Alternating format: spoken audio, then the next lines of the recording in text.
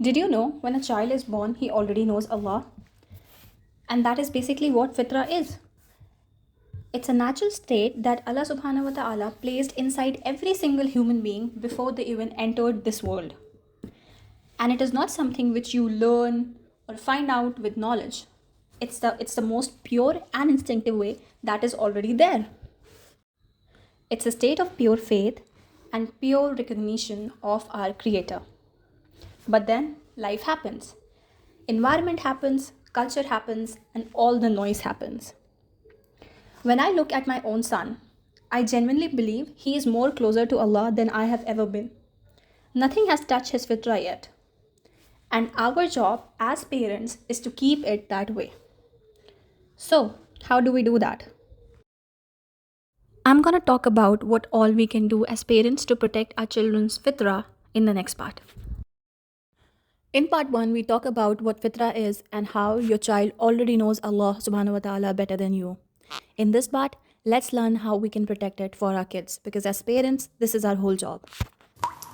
The first thing we can do is introduce them to Allah subhanahu wa ta'ala really early, before the cartoons, before the nursery rhymes, before anything else. Allah's name should be the first thing they feel familiar to, they feel warm, safe, and close with.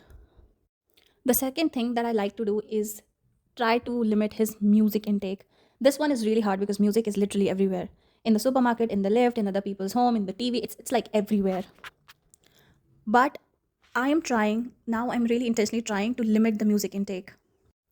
Because what a child hears repeatedly becomes normal to them, and we want the right things to feel normal, right? The third thing is modesty.